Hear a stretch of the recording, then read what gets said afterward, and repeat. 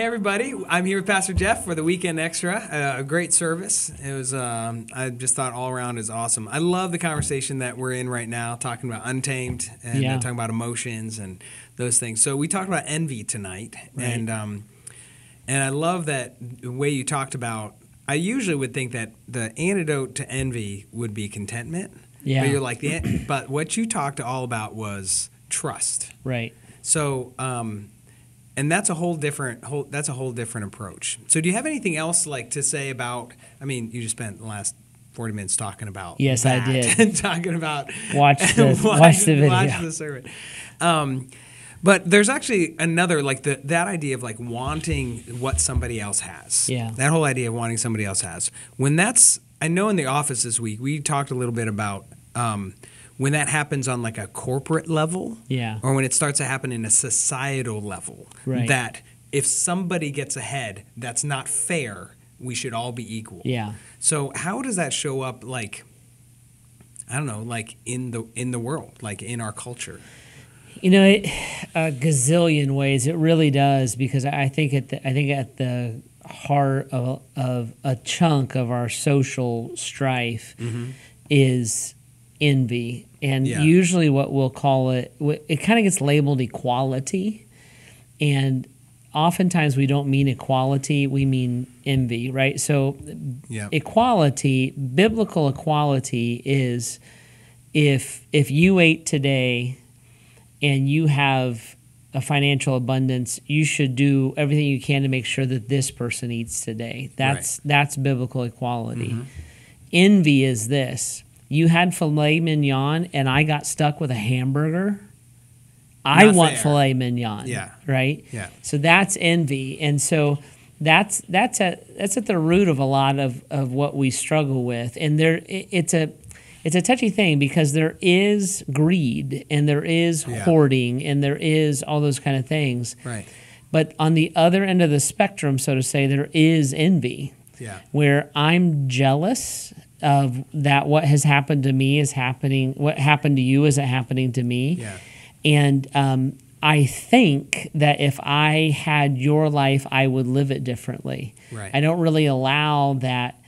Maybe you took a risk I didn't take, or maybe you worked at an education that I didn't work at, or maybe just some way you were blessed that I wasn't blessed. Right. And so instead of looking and saying, look at what God has done for me, I'm going to look and say, I am jealous that what happened to you didn't happen to me. Yeah. So if you really play that out like on macro scales, it becomes socialism, it becomes communism, it becomes class warfare. And that really is the basis of a lot of human strife along the way. So just acknowledging that, that the answer to things like the haves and the have-nots is not for everyone, for somebody to take it all and distribute it equally, one to one.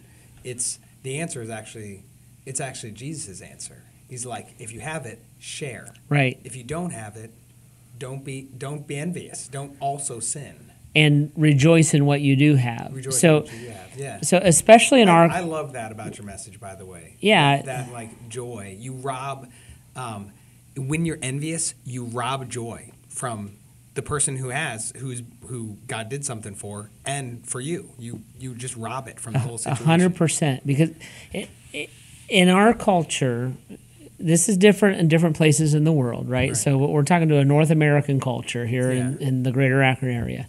In our culture, it's not the haves and the have-nots. It's the haves and the have-lesses. Yeah. And that's where envy comes in. It's not that I'm cold and I'm hungry and I'm naked and nobody cares about me. It's that you have a nicer car and a better job and a prettier girlfriend than I do. Yeah. And when you have that mindset, that's the envy mindset, you lose all gratitude for what God has given you.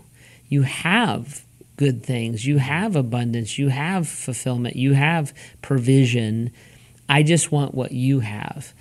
When you're hungry, cold, and naked, using Bible terms, and there's a rich person, Yeah. The responsibility is on them. They're being greedy, and that's where Paul says there should be equality. You have clothes, help them have clothes. You have, but when they're richer than you, than your richness, than your wealth, now the responsibility shifts a little bit, and you're struggling with envy.